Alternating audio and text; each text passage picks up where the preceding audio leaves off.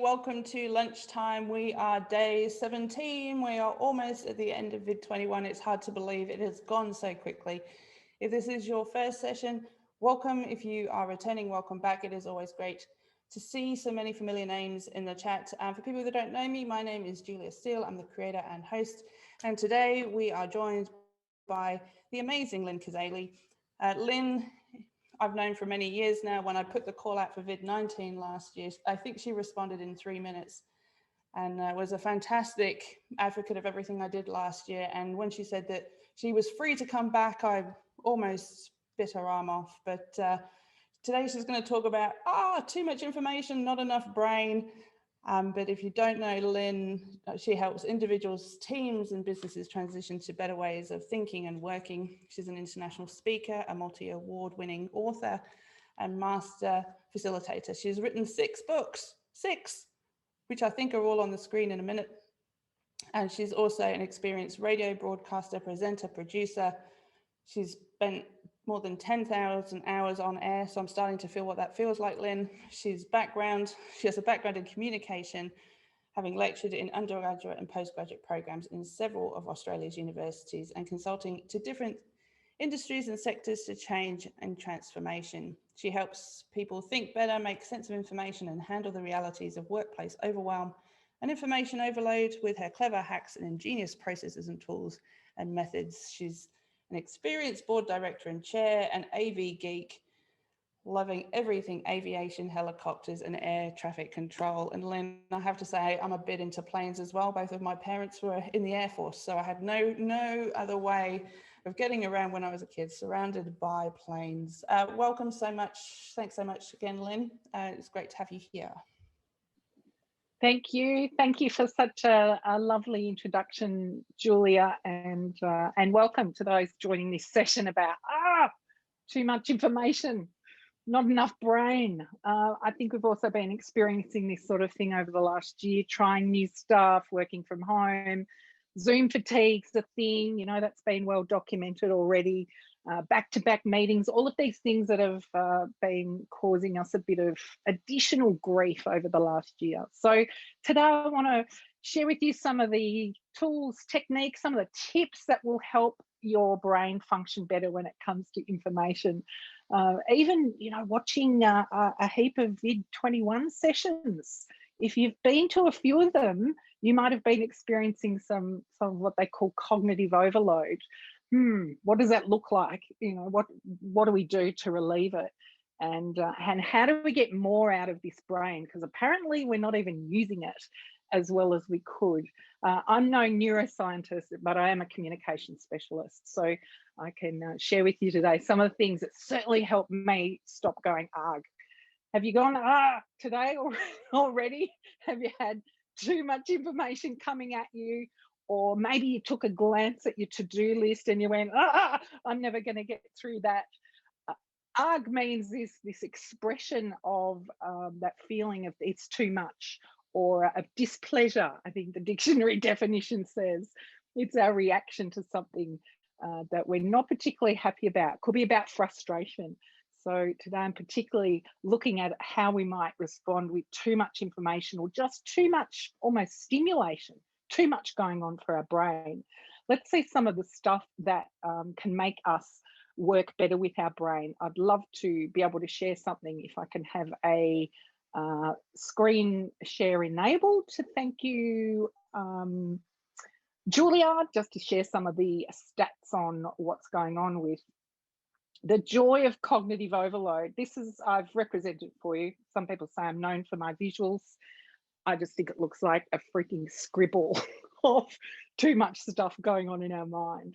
We'll find what's behind there. We'll find the clarity of it. Here's the thing. I reckon we show up to meetings, work, even sessions like this with a promise. The promise is you know, come to this awesome conference, listen to this speaker, get the latest information, and then after a while we can hit sponge limit, right? Or our truck gets overloaded. We just can't take any more. However, I think there is something going on here. We want to know perhaps why we're here, what we need. Maybe you're here to learn more, to stay up to date, or be inspired, or expand our knowledge. So my question to you, and I'd love to hear from you, pop it in the chat box, what is your return on investment? So you've invested in VID19, VID21, what are you wanting back? Like, how will you know you've got it? Particularly because I know you're going to have access to recordings. You'll be able to go back to the wonderful genius that's been shared. What's your return on investment? Have you even thought about that or worked it out? I'm wondering if you've got something kind of focused in, defined, or if you're here just to soak it up. I love that, Leanne. You want ideas and the ability to share what you learn. Nosh wants a resource to tap into. Temray, some perspective and new ideas, broadening your views. I love this.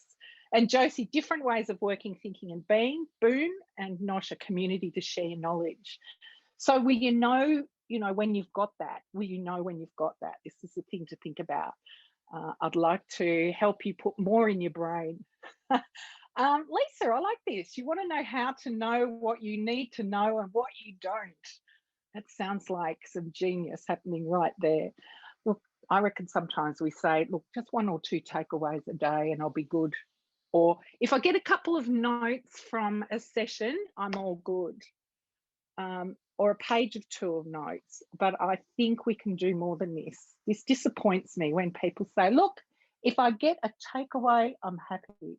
No, there is more to be done. There is better than this.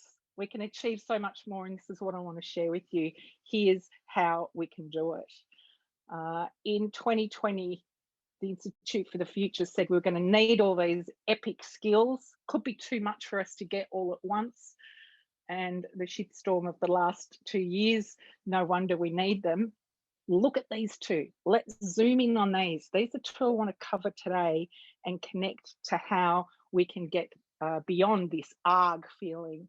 One is sense making, which is like connecting the dots of information. And the other is cognitive load coping, is how do I get more information in here? How do I relieve the pressure? Nosh, who was wanting Lisa to bang on? That's one of your outcomes, is it?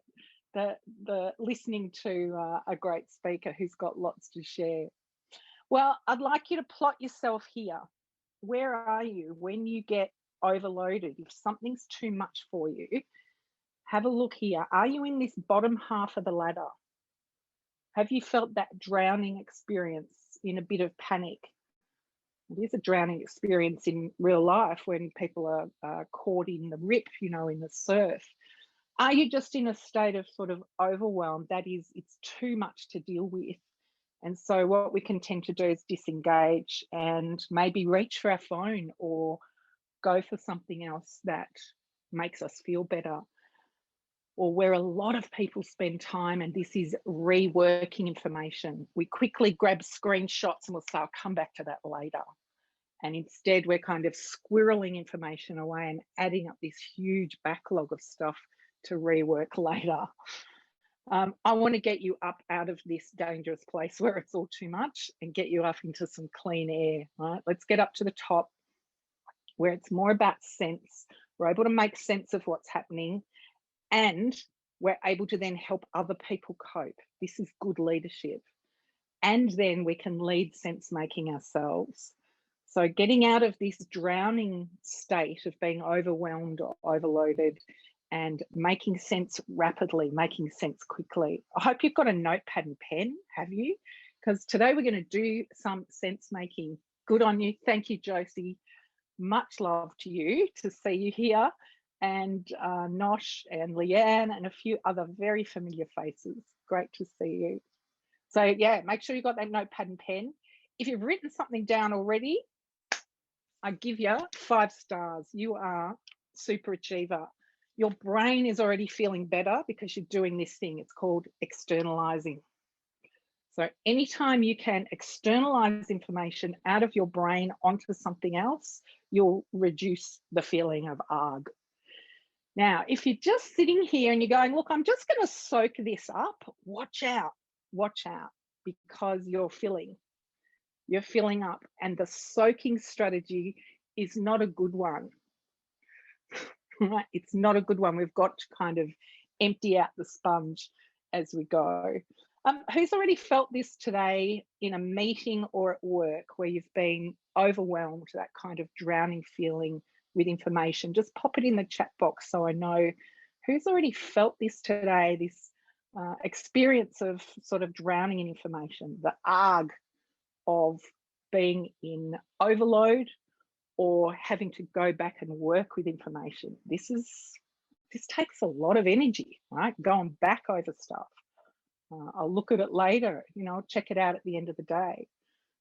Okay, so Lisa, Josie has already experienced it. And Nosh, you're saying you haven't experienced it yet, but you've got a few meetings this afternoon and you will be totes arghed out.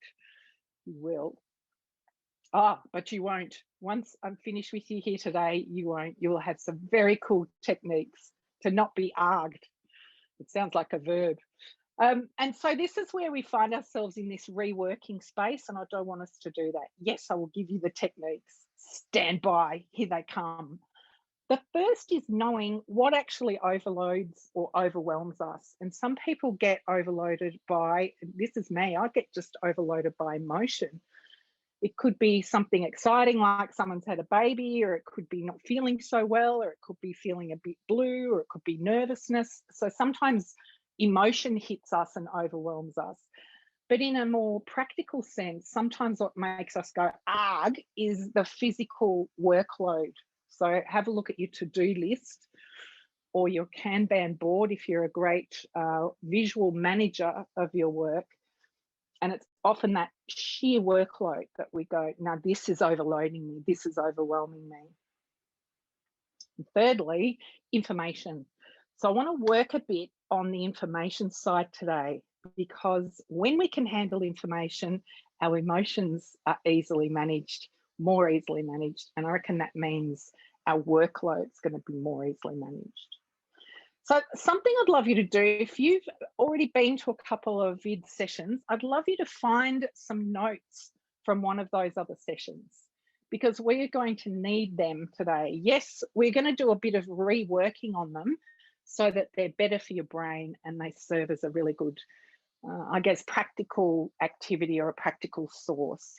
So if you have to hunt back through a notepad or grab something off a device, or just refer back to some notes, just get ready for that. I'll give you a moment to get ready for that, because we want to rework this information so that we're able to make sense of it. It'll be much easier on our brain. Because here's how you're getting overloaded gradually through the day. So Nosh, you mentioned that after some meetings this afternoon, you might be arghed out. And I reckon this happens when we get Zooms back to back, when we don't have lunch, when we just keep kind of pushing through. And how would you describe how you feel at the end of an overloaded day?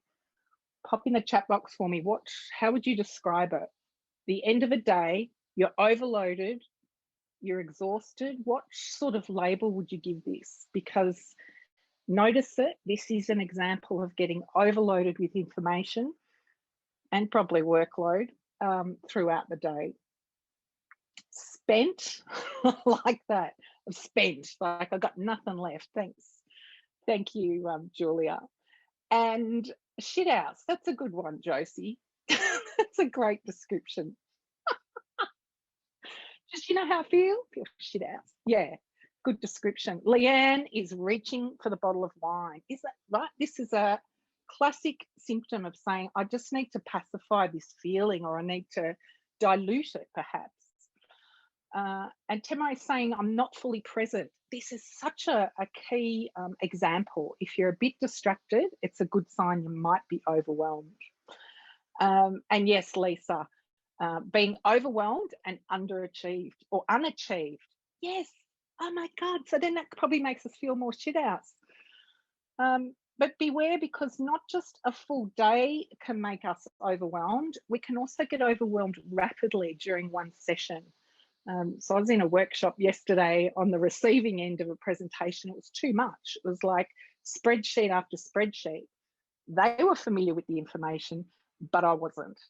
And so we quickly got overloaded. Pretty tricky, pretty tricky. Look out for those sessions too. It's a good sign to externalize something. Otherwise, it looks like this. So here's some of the stuff I'd love you to do from today on. The first is, will you promise to me, pledge please, that you won't do what I call dumb and dumber. Dumb and dumber. What could it be? It's freaking multitasking. It's a doom. It is a doom. In fact, many of us are doing what's called continuous partial attention. We're very good at kind of being a bit here, but also being somewhere else. And so if you're a bit here, but you're also checking your emails, you've just got dumb and dumber. The research on this stuff is terrifying. Yeah, serial task switching. So quickly going from one to the other.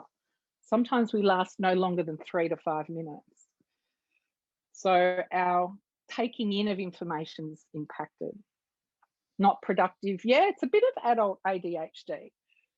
But we can learn to focus, and there are some things we can do to help us. So watch not only the drop in productivity, because that's causing Argh, but also our IQ starts to drop. I mean, it comes back later on, but it can have some longer term damage. This is some of the stuff I've been concerned about for people. Here we are, maybe professional people in work, and the switching or the multiple media screens, as you say there, Vanessa, 3 computer screens, 2 phones, always on, multiple things at once. And if you're doing some switching, over time, we begin to not be able to filter what's relevant. So our ability for what's called discernment, or our ability to discriminate, oh, that's important, that's not, plummets. This is dumb and dumber. You know, if we're trying to be professional and share our wonderful expertise, this can be dangerous. The Argh also comes from being always on. So having those multiple screens keeps us in that state of high alert. And then we have what's often termed the gorilla experiment. We get what's called inattentional blindness, and we miss things that are right in front of us. And we certainly see this in meetings, yeah, where we're missing details, but we feel so busy, we think, oh no, I've got to switch, I've got to do all this stuff. Okay, hands up, who's got their phone right near them? Because it's making you dumb and dumber. Terrifying. I know if you need to use it, different matter, like if you're working on it. But if you're trying to pay attention, like you want to be cognitively present, and someone mentioned that before, you don't feel like you're present, then put your phone or device out of sight, and not even just turned over, you know, like you go out for a drink or dinner with someone and you turn your phone over so as not to be, not to be rude, but the fact it's within eyesight doesn't let us be cognitively present. Good, Nosh, you don't check it often. That is good, but the fact that your brain knows it's there is not good. And Lisa, you just messaged me saying, do I believe in multitasking? You've read that no one can actually do it. And I think what we do is we just do task switching. We try and do 2 things at once. Mind you, who does stuff like run on a treadmill and listen to an audiobook? You know, it's possible. Or listen to a podcast, or drive and listen to music, walk and drink a smoothie, walk the dog and listen to an audiobook. So there's some stuff that is complementary, in works. What about driving and listening to a meditation? No, a little bit dangerous. And your other screen, what's that? It's under a box of biscuits. Does that help? So you can have a biscuit, Sarah. Is that to let you into your phone? But yeah, hide it. Out of sight would be good. Now, of course, we can't focus on both. And good one, Leanne, running and listening to podcasts all the time. Sounds good. So keep this in mind. Some stuff is probably relieving our feeling of argh, is that we might be exercising, walking, relaxing, socializing, and we can do a couple of things at once. But this idea of, you know, I'm going to check my email while I'm listening to Lynne's session, don't do it. Don't do it. Dumb and dumber. Dumb and dumber. I want to hang around with smart people. I want all your brains all at once, all at once. So in seeking that relief, we make ourselves dumb and dumber. As Seth Godin says, you know, it's like we're trying to add extra stuff to an overloaded truck. Can't be done. We've got to unload some gravel, got to unload those landscaping materials before we can put more stuff on the truck. And that's generally what it looks like when there's too much. So what are we going to do? Enough talk, Lynne, get on with it. Tell me what to do. We will need to do. Here's the difference. You might sit somewhere passively saying, teach me, show me, entertain me. I'm really good. I'll remember it. That's a big no. You don't. You don't remember it. However, if we're a little bit more active, and you don't have to do much, where we work with the knowledge, work on comprehension, apply a bit of it, analyze it or synthesize it or evaluate it. It's like take the information and do something with it versus soaking it up. We end up with a much better result. And that's what I want you to do today with some information. And here's what we can do with it. If you want to remember something, draw it. Our memory declines as we age. And here's the relieving thing. Do you know the quality of your drawing does not matter? It doesn't matter. As long as you sketch something, even if you're not good at art, it doesn't really matter what it is. It's the fact that you have kind of manually through your arm, through your head, through your brain, captured something, it will stay with you longer. I was reading some more research recently about people who take screenshots. Remember conferences and everyone would hold their phone up and get pictures of people's slides. And all that's doing is making our memory and retention worse. It's making it worse. You're better not to take any photo. You're better to imagine taking a photo. Can you believe that? Don't take the photo. Imagine you're taking it and you'll have better retention. Or better still, capture something from it. Not all of it, but just capture something from it. The synthesis that you do will help not just processing the information, but it helps relieve cognitive overload. You're doing that right now. I know you are. We do it. We screenshot shit all the time. And we, you know, squirrel it away saying, I might need that later. Guess what it's doing? It's doing this. It's making us, you know, mentally drown in information. And I don't want you to do that. That is good, Leanne. You're saying I do write notes against it and save it. I do like that. I will give that you rock, because that's good synthesis and evaluation. That's good. And then we never use it again. Exactly, Josie. We squirrel and store for a rainy day or for winter. And by that time, we've just got too much stuff going on. So stop screenshotting, stop taking photos. I'll show you what to do instead. It's easier on your brain, it's quicker, and you will feel better at the end of the day. I know it's incredible. Here it is. Don't screenshot it, draw it. Don't have to draw it all, just draw a bit of it. Just draw a bit of it. But if you did screenshot it, it's okay, it's not too late, because it's never too late to make sense. We can have a look at some information and kind of reprocess it. Maybe that's really what that looks like. Maybe it's a bunch of circles, squares, triangles. Let's do some. Okay, so I want you to get out the notes that you took that I alerted you to earlier. The notes that you've taken from another session. So you've got some material ready that we can kind of repurpose and make it easier on our brain. And what we're doing now is getting our attention, and we're focusing on a task. So if you've got your phone or you're eating your lunch or doing something else, See if you can put that to the side and just focus on this task, only for a few minutes. Now, our attention on this task brings our brain alive. Okay, here we go. We've got some information and you've probably taken some notes there. And here's the thing, we don't need all of it, but I want you to repurpose some of it.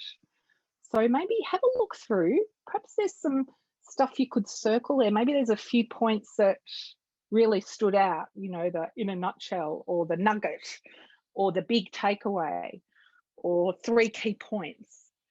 So a great task for us to do is play the filtering game, not sponge soak everything. That takes us straight to overwhelm, but filter, choose what might be useful to reuse or repurpose. Now, as I'm speaking, you're doing the same thing. You're filtering information, and based on that content, we want to catch some of it. So looking at your notes, maybe just highlight a couple of the points that you're going to want to repurpose or that you're going to want to take forward. So you've given some attention, looking at some information, and right now we're filtering some of that content. And in a moment, I'll share with you some of the other ways that you can repurpose it that your brain loves, that externalizes information and allows more information to go in the brain.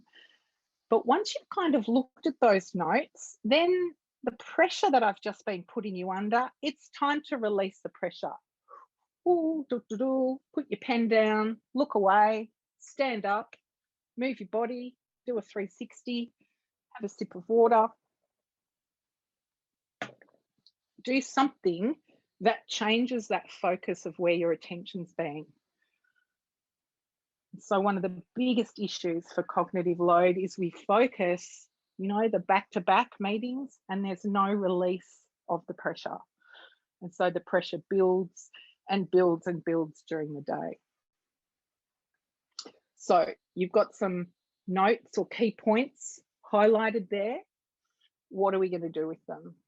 Let's put them in a form that the brain loves, that makes sense, and that helps us make good use of the information that's incoming, which helps us manage our cognitive load and is very good leadership for information and ideas that are outgoing. Right? If we can manage our load, we're much better communicators, helping others. So a bit of an assessment. Have a look at your notes that you originally wrote. Did you do what I would call transcription? Just put a yes in the chat box if you were, I don't know, what would you call it? Court reporter. Were you playing the role of court reporter? Did you write down some of the things that people said? You were reporting actual like quotable quotes or little nuggets of information.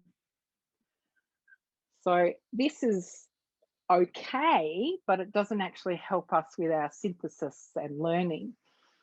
A few quotable quotes, okay. Now, transcription, we've got to leave that job to the court reporters. Let's get above the information or go deeper into it. Here's where else I'd like you to be hanging around with information. If we look above it, get above and look down on information, we can go, you know, all these notes I took, you know what this is really all about? And that could be a couple of the things you've circled. I'm going to make use of them in a moment. If we go down into the depths of the information, we start to make meaning of it for ourselves. We start to get our own perspective of things. What does this mean to me? So can you see just writing stuff down that someone else says is not good use of information? Get above it to say, what is this about? Or go deeper into it to work out, what does this actually mean to me? As in, I'm going to write something down as how this information applies to me or what it means to me. And I see this a lot, you know, often, particularly at conferences, online, face-to-face, there's often a lot of people who like to do a bit of social sharing. You know, they'll share quotes from key speakers or the workshop presenter, and they share it out playing transmitter, like a TV station repeater, and all they're doing is extending information further out into the biosphere. They're not actually making sense of information for themselves. So it's a little bit like transcription, retranscription. There ain't no learning in that. There's no learning in that. It's like dictation when we're at school. So instead of just sharing information directly out, wait until you've distilled or synthesized information a bit more to share. I know social media sharing's a noble cause, but for yourself, we want to focus, filter information, capture it, and then release the pressure. So some tips for you today. Here's what to avoid. Avoid lines and lines of text. Because the brain goes, can't process it too much. Avoid taking photos. Kind of talked about that already. Something else to avoid, dot points and lists. I know there's probably some list lovers in the session today. Lists are good for action and shopping centers. Shopping lists are not so good for when we're trying to make sense of things. And of course, avoid your device while you're trying to cognitively process stuff. Okay. So if we're not allowed to write lines, we're not allowed to take photos, I can't write lists and I shouldn't use my phone, what the heck do I do? Draw information. You are 65% more likely to recall information when you see it and if you draw it at the same time you learn it. Anyone studying at the moment? Then, hey, Josie, I think I know you're studying some stuff at the moment. If you use visuals while you're learning information, you'll have better recall, better synthesis, better use. And absolutely, Nosh, it's very rude when people check their phones. Yeah, that distraction. It's a good takeaway actually today. So let's get those 3 or 4 points that you've circled. Let's rework what we've got to make better sense so that we can use it, store it, feel better about it. And the way we're going to do it is based on a situation that happened in the Swiss Alps. There was this Swiss army troop out on an exercise. There they were marching through the Swiss Alps and it snowed. It became like a whiteout. Anyway, they kind of lost their way. They lost their bearings. They didn't know where they were. A few hours later, one of the soldiers found a map in their pocket. Finally, they gather around the map. They work out where they are based on some landmarks. They walk to safety.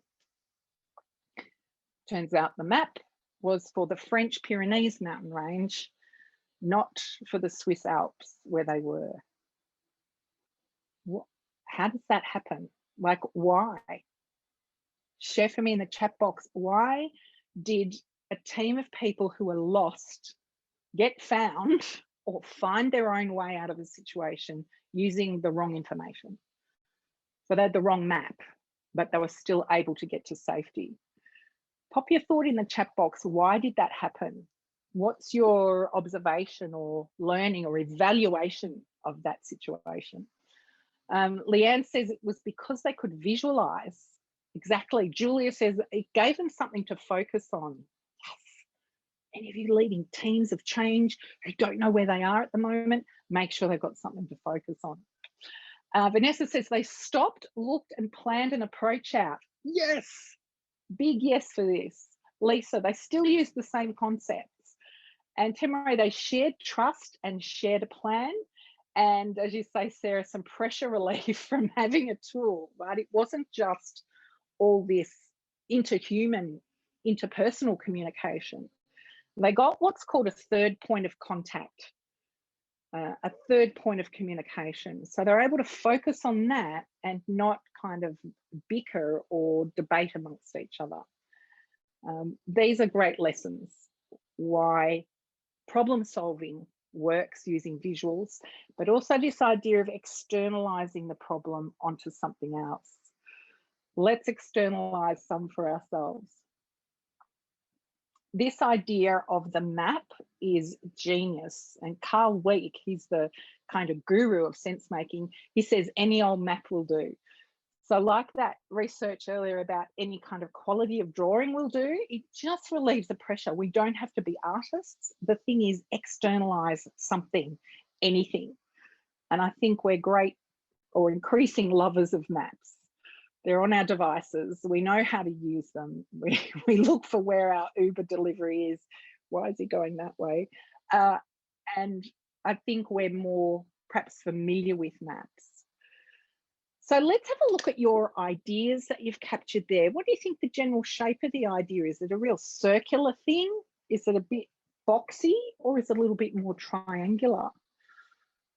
How about we get someone to share with us what one of their ideas is, one of the notes that they've taken down. Thank you, Lisa. You said it's a circle. Can you unmute? Just tell us a little bit about that. How do you know it's a circle? What's your thinking about it? Hi guys, sorry my video is not working. This is a That's okay. brilliant webinar, by the way. This is one of the best. Ooh. Except your book behind me has been distracting me. So I had to look at what Ish was. So great plugging. Off of my head. It's a great cover. So for me, why I say it's circular is because I just think it's an ongoing process, that what information is current now in 3 months' time won't be, and then 2 months' time won't be. And so, you know, it's the same with emails. You get hundreds of emails and it's, you know, you think, oh, I haven't got back to that one. Well, obviously it wasn't important. So let it go. Yeah, correct. So that to me is just that circular motion that, you know, you are on a hamster wheel, but it's just knowing when to kind of, you know, stop on the wheel and take a break. Good. Great description and identification. Thank you. Thanks for contributing that. Julia, you said the information you're looking at is triangular. Do you want to tell me a little bit about that? What makes you think it's got triangle about it? I was so I'm using Tamara's session from this morning, and there was 3 parts of it that I was quite interested in, but there's feels like there's tension between those 3 things. So it was kind of, I don't know, maybe it's just because I spent a lifetime in project management and time, cost and quality just kind of sprung to mind. But yeah, that's where my brain instinctively went. Beautiful. 3 things instantly says triangle to me. And the fact that you said there's tension, of course there is. There's a connection between those 3 things. What a great way to remember those key points from that session now, not from a list of points of words that are difficult to find, but from a shape that is you distilling the information. You're working with it just a little bit to create something, not a page of notes that your brain won't remember. And then Josie, can we hear a bit from you? Why do you think the information you're working with is what I call karate chopped? When people talk about it, they're chopping the air. Tell me about your square stuff that's going on. We actually, I attended an awesome session in relation to Zoom fatigue and the power of play, which I know that that's something that you're really passionate about as well. And I've also attended one of your sense making sessions as well, and I've been doodling everything ever since, which has been awesome, and helping me to retain a lot more information, particularly doing my level 3 in wine as well, which is, I feel like I need a doctorate, but anyway, I'll get back to what I was supposed to be talking about. So what I did was actually do 4 squares. So there was 4 main components. So what creates the Zoom fatigue? So there was 4 main points under that. And then the second was why play is important. And then the third, some activities. And the 4th being speaking versus facilitating. Yes, I love it. I'll give you an awesome. And I'll give you a you rock for that too. Fabulous. Your brain is loving this because it's taken a blur of information and distilled it and created a visual map. And click, the brain loves this imagery, able to kind of expand on it when required, but also distill it when required. Thank you to those who've shown how they've already reworked information simply by what you think the shape of the idea is. And that doesn't mean the shape of perhaps a whole talk, but it could be several shapes that get covered in one idea. Like the time I was working with a project team and they were all bickering over what was in scope. And so I drew a circle on the flip chart and I wrote, how about we put the things that are in scope inside the circle, the things that are out of scope on the outside, and the things that are debatable, let's put those on the line. And very quickly we were able to agree, this is in scope, that is out of scope. And we ended up only having 3 things that were debatable that we had to resolve. And that took great cognitive load off people. You could see, instead of them trying to problem solve in their head, we externalized the information. They were able to focus on the map. Any old map will do. Any old map will do. A circle is a map. It's a scope, telescope, periscope, endoscope. Here's some other ways that we can capture information. Quotable quotes. Feel free to capture quotable quotes from people, but I'd be putting them in quote boxes, not in a line and line and line of text. Quotable quotes, if that's what you're going for. So I'm transcribing the words out of the speaker and I want to capture those, then put them in a speech bubble. Tells the brain it wasn't your idea, it was their thought or their statement. You could take some of your quotable quotes or some of the points that you've circled from previous notes. I love the spoke, hub or wheel. You might put the title of the talk in the center and then each of the key points as they're coming out around the spokes, like pieces of pizza. But it's this separating of information that the brain adores. It's much easier to store and easier to retrieve. And it lightens our cognitive load. We don't have to retain it all. Story points or a path is pretty hot. You could start at the start of a session or meeting, and as each point lands that you like, it's connected on a path. This is pretty hot at the moment, actually. This sort of, who's not on a journey? You know, everyone's on a journey. Why not map the journey of every meeting or workshop or the journey of your life or the journey of your study? If I don't know how to map information, I go for clouds, fluffy shapes. I could edit it later or I could change the shape later, but it's again the segregating of information rather than it all soaking up into the one sponge. What else could you do with your 3 or 4 points? Make a map from it. Make a map using any of those templates that I've shown you. Other ones that work really well, the fishbone, you know, the key theme that's running through a meeting or workshop, and then we could put the learnings or the challenges. One team yesterday wrote all the good stuff in the top half of the fishbone and all the crap stuff, the challenges, the difficulties at the bottom. And this visual map just came alive for the team. The load lifted, uncertainty was certainized, and we're able to make really good progress. A network diagram, if you've got clumps of text on the page, connect them. Are they connected by a solid line or a dotted line?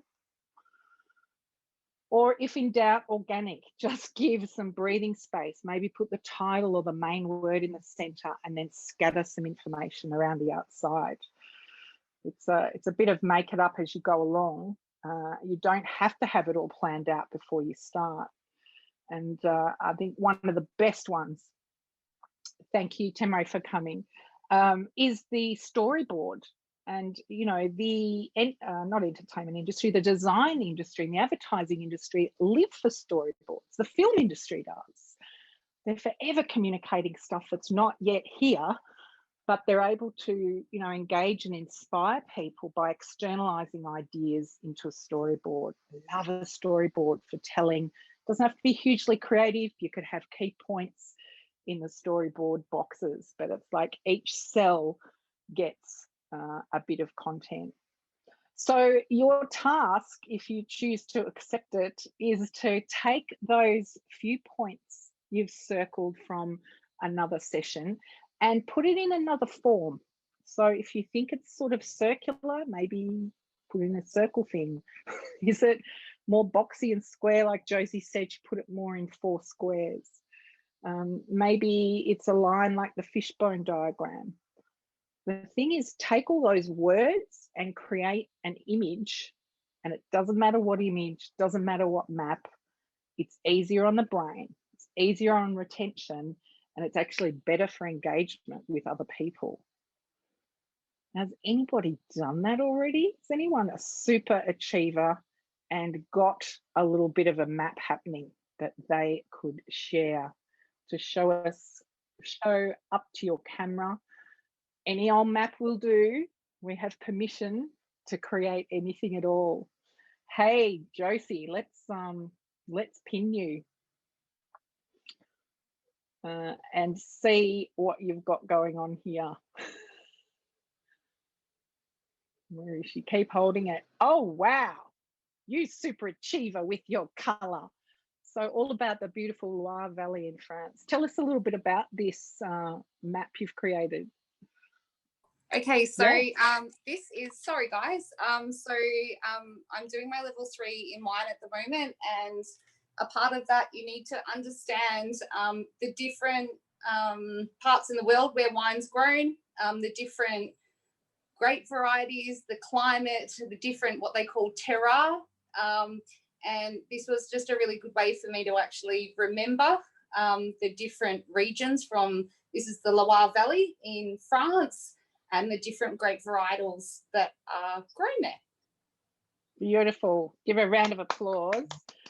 It looks beautiful too. It looks like it's visually appealing, which is what the brain loves. It's going to now take that and stores it somewhere where it's so much easier to retrieve it and use that information later. So you get another awesome, which I think you know you are. Yeah, Sarah likes it too. Super stuff. Here's the thing, doesn't take long just to rework information you've already got. I'd love to help you with some more resources, because I understand today is a short introduction to cognitive load coping, but I've got a bunch of resources. Just shoot me an email and say, hey, I was in the session, send me the stuff, and I'll send you, a mini book on making sense. 24 ways to use sense making, some questions that you can use when you're in a session or you're wanting to extract information that you could capture, and some images if you want to add a little bit of something extra to your session or your visual. Just shoot me an email and I'll send that right on back to you. Thank you. Vanessa, you said you think every bad habit that I've mentioned you do daily. Yeah, okay. So not surprising, you're totally overloaded and you've got a lot of trouble switching off. Oh, you're inspired. You need to understand more, but you just want to justify multitasking as a good thing, as I brought one of your books during the talk. That's multitasking I can allow. That is good. Okay, here's some takeaways from today, because we know that the best takeaways are going to be distilled, right? 5 actions, easy to remember. What shape would that be? You could trace around your hand and write an action under each finger, but you could also draw a 5-pointed star, however you like. First action, fishbone, I like it, Nosh, good thinking. Notice the need that you have to check your phone, right? Notice that you are wanting to check it, but see if you can hold out. See if you can hold out. We get better the more we practice this. The second thing to do, please know the damage of multitasking. It is all bad. Singular focus uses less energy and we do get stuff done quicker. The third thing, use your brilliant brain to make sense. Don't transcribe shit down. Think about it and work out, what does it mean to you? What was it about? This process is easier on the brain, better for the memory, and you don't feel so, waterlogged at the end of the day. And you have permission after the event is okay. Even if you did have to gather some information and then work it later, it's just, we often don't get back to doing it. In the moment's better. Oxygen mask, make sense for yourself first, then share with others. Just transcribing or just being a repeater, not so valuable. And the 5th thing, I've turned them into a checklist so you could tick off each one. You don't need to write everything down, but do draw something. And your brain will capture this as a wonderful anchor for storage and retrieval. And the fact that you externalize it, you get it out of your brain onto a page, take a photo of it, shove it in your folder, whatever you do, it's the action of the drawing that is making our cognitive load much easier on us. So of those 5 actions, we now know what the solution is. And in the words of Richard Branson, he says, always be connecting dots. I love that idea. Some of the books people have been referring to, Visual Mojo, Making Sense, the drawing books, and the Ideas book is like a journal with some templates in it. And my next book is coming soon, called this very name, Too Much Information, Not Enough Brain. And it is a practical guide for us to outsmart overwhelm. And at the end of the day, remember, don't fight stupid. Make more awesome stuff. And sense making and cognitive load coping is making more awesome. Yes, Lisa, there are pictures in the book, Argh. There are plenty of pictures. Of course, I would have to balance out the text so that your brain takes a nice mental image each time, and you'll be able to quickly find them when you need them. So have a look at your notes from today and consider going back and reworking some of the other notes you've taken. It doesn't take long, just pick out some of the key points. That's nice synthesis, and create some sort of map. Any old map will do. Doesn't matter the quality of the drawing, and your brain will love it. It's externalizing it, and you'll feel lighter at the end. So I'm going to zip it. So you've got time to go to your next thing or ask some questions, clarifying, add some comments, whatever you like. But I'm giving you a buffer here to release the load of the last hour.